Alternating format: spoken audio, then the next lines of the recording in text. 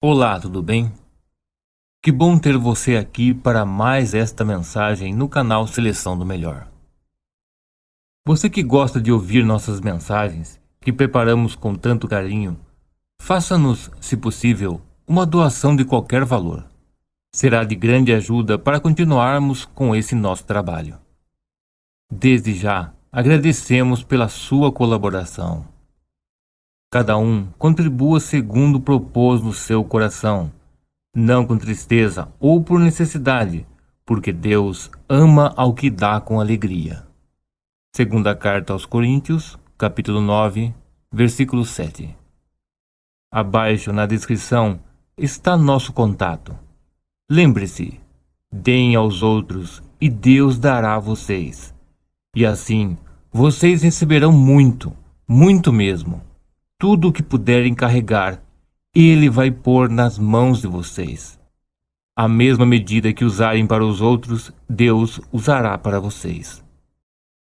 Lucas, capítulo 6, versículo 38. Que Deus lhe abençoe grandemente. E agora, fique com nossa mensagem de hoje.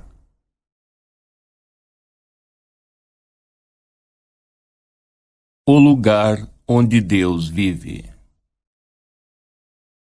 Por que estamos aqui, tremendo por todos os lados, clamando a Deus por ajuda e não a nós mesmos, onde Deus mora? William Blake, Jerusalém. Deus não vive em nós como algo separado de nós mesmos. Porque Deus realmente se tornou nós para que um dia nos tornemos Ele. Eu lhes digo, você é o ser que se tornou homem, o ser que Blake se refere como Deus. Você, a imaginação humana, não começou no ventre de sua mãe, e você não vai acabar no túmulo. Sendo um ser pré-existente, você se esvaziou da memória para um propósito divino. Hoje vou tentar tocar neste tópico. Na carta de Paulo aos Filipenses, ele fala de Deus em ação como: seja a atitude de vocês a mesma de Cristo Jesus, que, embora sendo Deus, não considerou que o ser igual a Deus era algo a que devia apegar-se, mas esvaziou-se a si mesmo, vindo a ser servo, tornando-se semelhante aos homens. E, sendo encontrado em forma humana, humilhou-se a si mesmo e foi obediente até a morte e morte de cruz. Filipenses, capítulo 2, versículos 5 a 8. Seu corpo de carne é a sua cruz da morte, que você tomou por si mesmo quando você, que existiu antes da criação da terra, perdeu sua memória.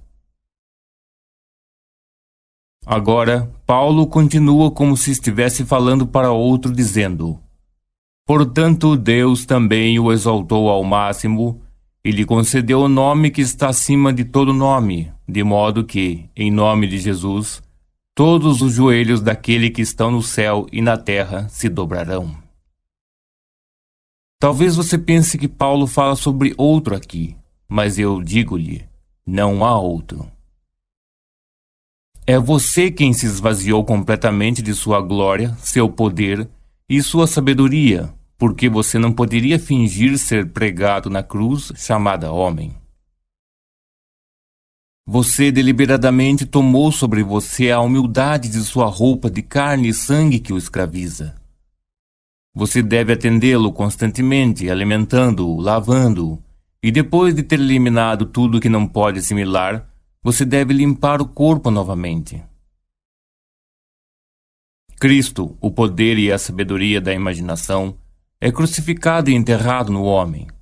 Quando ressuscita no homem, ele é chamado de Cristo ressuscitado, e ele recebe o nome divino Jesus, dando lugar à nova era. A palavra Jesus é a mesma coisa que Jeová, o Salvador, cujo nome é Eu Sou. Jesus não é um ser separado de você. Ele é você, mas você esqueceu que você é Ele. Você teve que esquecer completamente seu poder, sua sabedoria e sua glória, tornando-se o que o mundo vê como um homenzinho ou uma pequena mulher, nascido no útero de uma mulher e que desempenha um pequeno papel e depois sai. Mas há uma peça imortal que é eminente e enterrada em todos. Esse ser imortal é o que Blake se refere quando diz: por que estamos aqui, tremendo por todos os lados?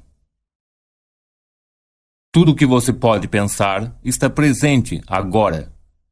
Você não consegue conceber algo que não é mais elaborado em detalhes, mas é apenas uma sombra se você não viver dentro disso. É apenas uma possibilidade, mas quando você entra naquela sombra, parece ser a única substância. Eu vi um mundo na minha imaginação que não é assim. Antes de entrar, era uma mera possibilidade, uma imagem, mas quando entrei nesse mundo e permiti que minha consciência seguisse a visão, era mais real do que essa sala aqui e agora. Neste momento, estou neste quarto e é real. Quando eu sair, isso se tornará uma imagem da memória. E onde quer que eu esteja naquele momento, será mais real do que este quarto ou qualquer outra parte do mundo. Minha casa era real quando eu a deixei, e será real quando eu entrar novamente, mas agora é uma imagem da memória. Este quarto tem realidade para mim porque eu estou nele. Eu lhes digo, tudo existe agora e pode ser tão real quanto este quarto. O trabalho que você deseja existe, a casa dos seus sonhos existe. O homem ou a mulher que é perfeito ou perfeita para você existe. Você não pode conceber um estado que não é completamente elaborado em detalhes, esperando que alguém o ocupe. Um desejo é apenas um sonho, uma mera imagem. Mas quando você entra no estado, é a única realidade. Para chegar a este mundo, você teve que se esvaziar completamente do seu poder criativo, da sua sabedoria e da sua glória.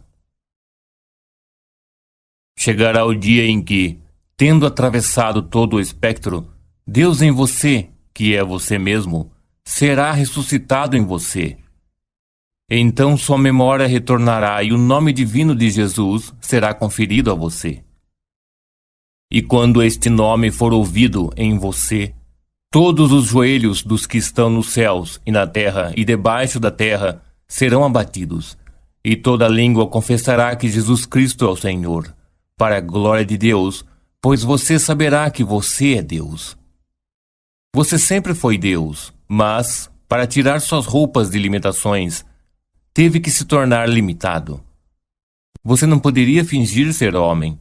Você teve que levar por si mesmo essa cruz chamada homem, com todas as suas fraquezas e limitações.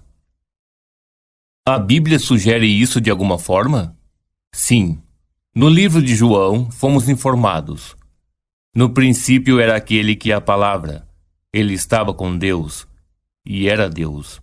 E o Verbo se fez carne e habitou entre nós. João, capítulo 1, versículos 1 e 14. Se você estivesse com Deus e você fosse Deus, você pré-existiu. Antes que Abraão existisse, eu sou. João, capítulo 8, versículo 58.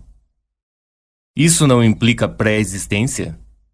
Conte-nos, mestre, quem pecou, este ou seus pais, para que nascesse cego? Jesus respondeu, nem ele pecou, nem seus pais.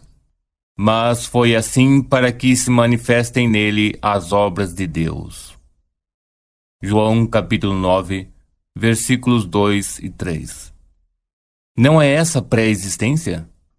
Um dos dois, ou aquele homem pecou no útero de sua mãe, e esse foi o resultado dele, ou ele já existiu anteriormente. A cegueira é um estado que deve ser experimentado. Ninguém evitará qualquer experiência. Agora, no capítulo 17 de João, o Cristo ressuscitado pergunta ao Pai, que sabe ele próprio, que todos estejam onde ele está. Dê-lhes a glória que me deste, para que eles sejam um, assim como nós somos um. Pai, quero que os que me deste estejam comigo onde eu estou e vejam a minha glória. A glória que me deste, porque me amaste antes da criação do mundo. João, capítulo 17, versículos 22 e 24. Você e eu fomos amados, porque somos parte do corpo de amor que existia antes da criação do mundo. Antes de chegar aqui para expandir nosso poder, nossa sabedoria e nossa glória. Para fazer isso, tivemos que alcançar nosso limite de encolhimento, que é o homem, o limite de opacidade, que é a dúvida.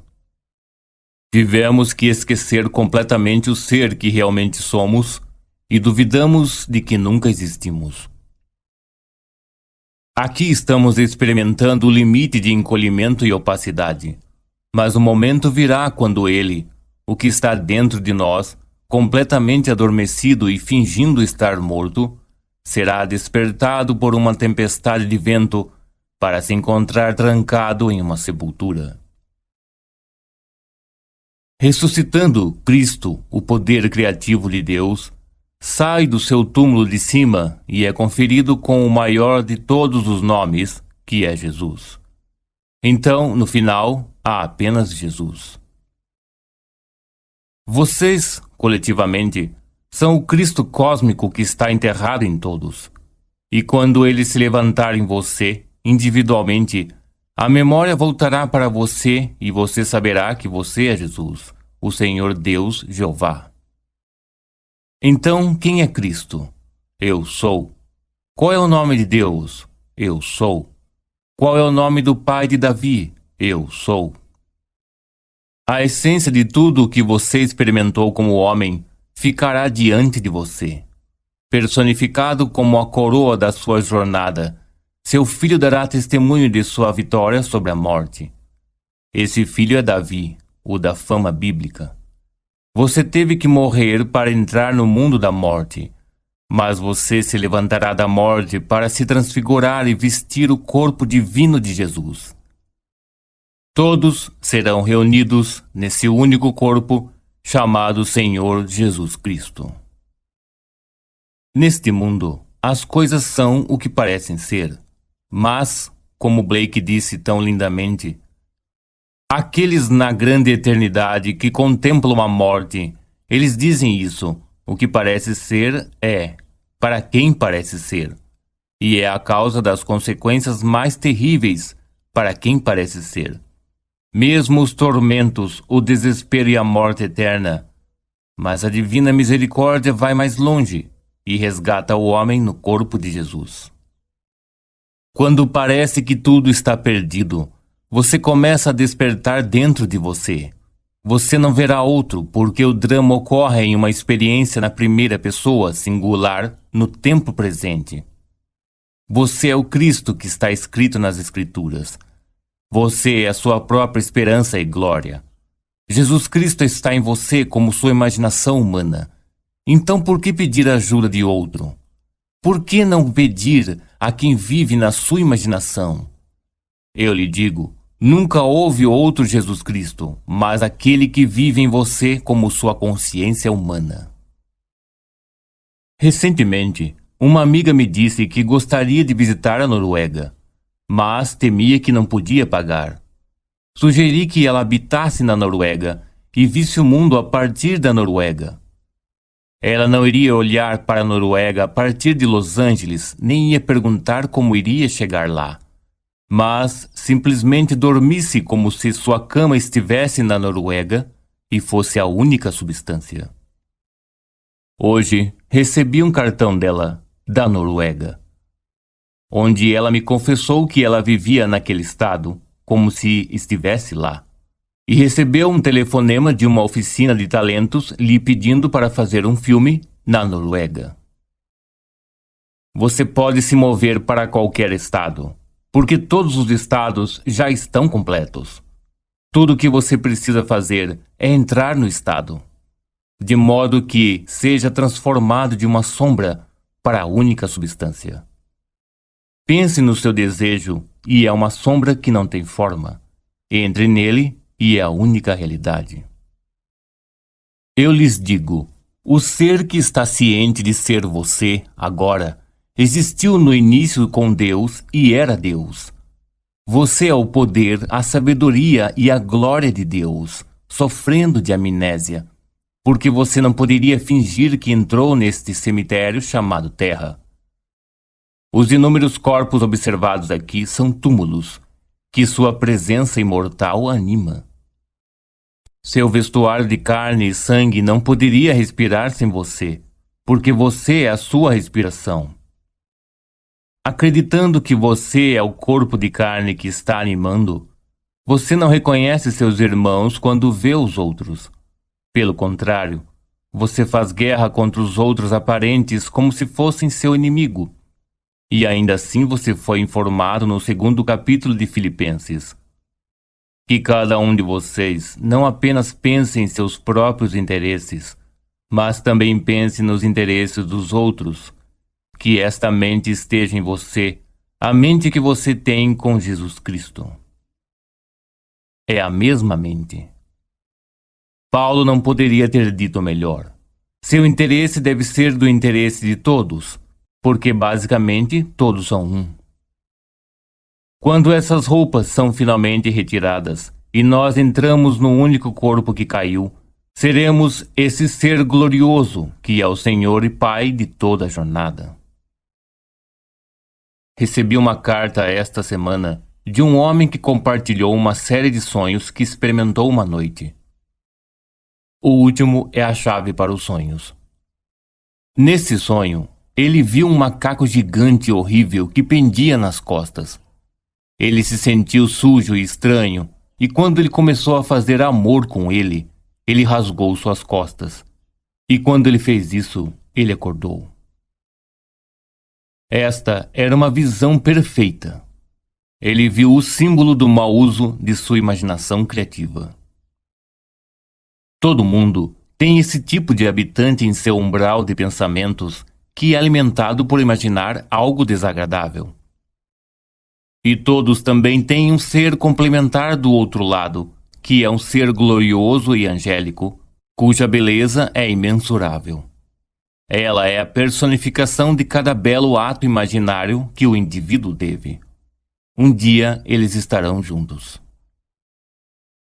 Quando a visão veio para mim, meu macaco peludo monstruoso me chamou de Mãe Angélica. Eu estava tão chateado que comecei a lutar, até perceber que ele cresceu com a minha violência.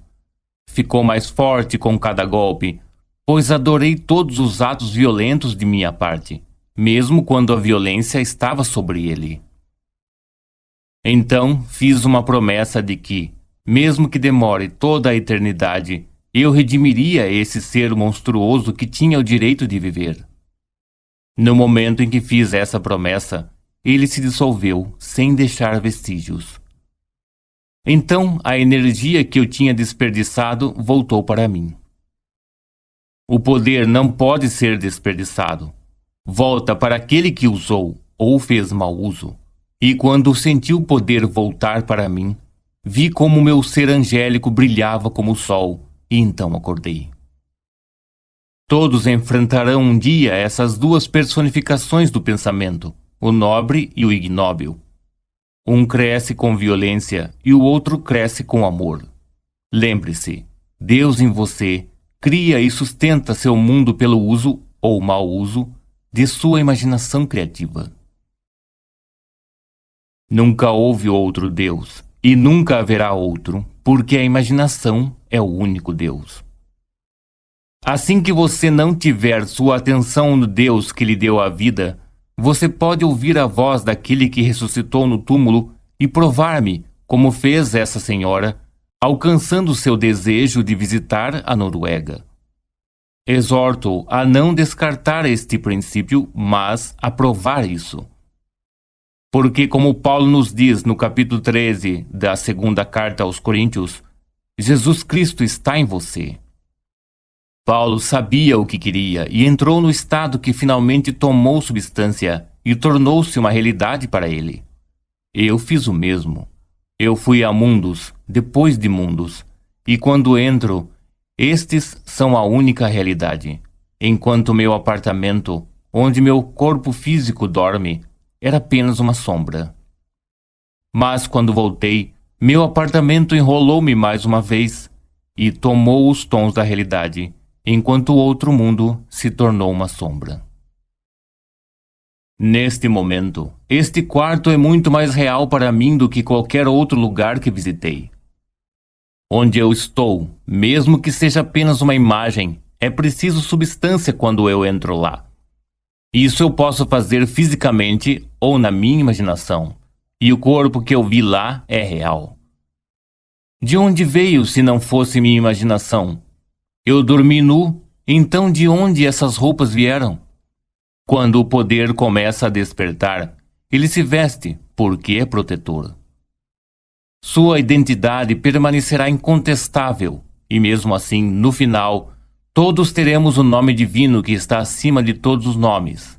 Esse nome é Jesus. Ninguém pode ver Jesus aqui, mas todos o conhecerão porque todos nós seremos Ele. Enquanto isso, Cristo, o poder, a sabedoria e a glória de Deus, está enterrado em nós e ressuscitará em nós. Você é um ser pré-existente. Você não começou no ventre de sua mãe e você não pode morrer no túmulo. Você existiu antes da criação da terra, porque você é o ser de quem Paulo fala quando escreveu aos Filipenses.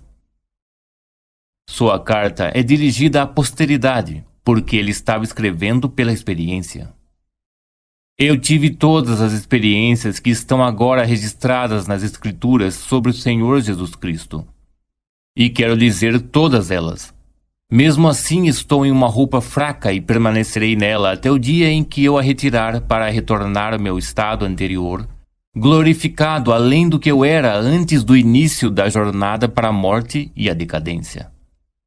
Então agora digo, me devolva a glória que era minha, a glória que eu tinha com você antes do mundo existir, porque eu terminei as obras que tu me destes para fazer. João, capítulo 17. Deus proclamou as obras através dos seus servos, os profetas, e somente Deus pode completar. Então ele se esvaziou de sua sabedoria, seu poder e sua glória, e assumiu a opacidade e a concretude da morte. No final das obras, ao completar a jornada, Deus é vitorioso sobre a morte, e seu poder, sabedoria e glória se multiplicam, porque Deus se expandiu e é maior que antes da sua entrada na morte. Ninguém assusta você, porque você é um ser pré-existente. Você existiu antes da criação da Terra. Deixe os cientistas colocarem qualquer número de zeros ao lado de um número para indicar quando a Terra existe. E eu direi, antes desse número, você, a imaginação, já existiu. Então peço ao Pai que me devolva a glória que era minha, a glória que eu tinha antes que o mundo existisse. Pergunto se todos sabem quem eu sou, e se eles veem minha glória que me foi dada. Para essa glória, agora o irradio como o Pai, porque eu sou o seu reflexo. E agora, vou além disso e peço o amor que eu sabia que era antes da criação do mundo. O amor infinito de Deus amou a todos. Conhecendo-nos antecipadamente, Ele escolheu todos nós em seu próprio ser único. Juntos, caímos como um homem e entramos no mundo da morte. Tenha em mente o que lhe foi dito no capítulo 32 do livro de Deuteronômio. Estabeleceu os termos dos povos conforme o número dos filhos de Israel. Se Deus não estivesse em você, você não poderia respirar, porque Ele é seu sopro de vida. E quando Ele já não respira a vida na roupa que você está vestindo, seus amigos vão chorar sobre seu corpo, sem saber que seu ocupante era o próprio Deus. Seu filho, seja menino ou menina, é Cristo, que está destinado a ser designado Filho de Deus no poder através da ressurreição da morte de Cristo. Enquanto você está aqui na Terra, seu filho pode ser um carpinteiro, um músico ou um professor. Não importa qual seja o papel que você desempenha aqui. O amor é a forma humana divina. Quando esse corpo indescritível de amor está diante de você e abraça você, um amor possui você e carrega consigo um êxtase além de todo o êxtase. Todos devem voltar a esse corpo de amor, porque todos fomos amados antes da criação do mundo, e nenhum será perdido, porque Deus se perderia. E, no final, o implacável, o assassino e o ladrão serão recuperados, porque, assim como o cego no capítulo 9 do Evangelho de João, ninguém pecou. Todos fizeram sua parte para que as obras de Deus sejam manifestas em todos. Um dia eu vi todos os papéis que eu interpretei uma vez. Todo o disfarce que eu usava estava esperando que eu fosse redimido, e enquanto caminhava por eles, todos ficaram perfeitos, porque eu era perfeito. Então o coro cantou o último grito na cruz. Está terminado. Agora estou aqui para contar a minha história a todos aqueles que querem ouvir isso. Eventualmente, todos vão ouvir. Eu vou sair e outros vão levar a história exatamente onde eu a deixei. Eles terão experiências semelhantes, contarão sua história e sairão daqui. E outros continuarão a partir daí. Não espere 100% de aceitação. Haverão aqueles que vão acreditar nisso porque você usou as Escrituras para apoiar seu argumento. E haverá aqueles que não vão acreditar em você, mas isso realmente não importa. Deixe-os como estão e continue com os assuntos de seu pai. Quando lhe digo o que aconteceu comigo, posso falar da forma mais convincente do que se eu estivesse apenas teorizando. Porque a verdade que você conhece por experiência pessoal é mais conhecida do que se você soubesse a mesma verdade de qualquer outra forma. Posso lhe dizer o que experimentei. Confiando em mim, você vai acreditar na minha história. Mas você não pode dizer com autoridade até que isso aconteça com você. Você não pode ir ao tribunal e ser uma testemunha, a menos que tenha experimentado o evento. E deve haver duas testemunhas: a palavra escrita nas Escrituras e seu paralelo, a palavra da interpretação viva. Ele lhe enviou sua palavra viva para interpretar e verificar a palavra escrita que deu aos seus servos, os profetas. Quando você interpretou a palavra escrita para devolvê-la dentro de você, o reino é seu. Paulo nos diz que o Senhor Jesus Cristo, que embora fosse rico, mesmo por sua causa, tornou-se pobre. De modo que, através da pobreza dele, você se torna rico. Em dólares e centavos? Não. Ele era rico em poder, porque ele era o poder de Deus. Ele era rico em sabedoria, porque ele era a sabedoria de Deus. Ele tornou-se pobre em sabedoria, pobre no poder e pobre em glória, para entrar no mundo da morte, para que, por sua pobreza, você se torne rico.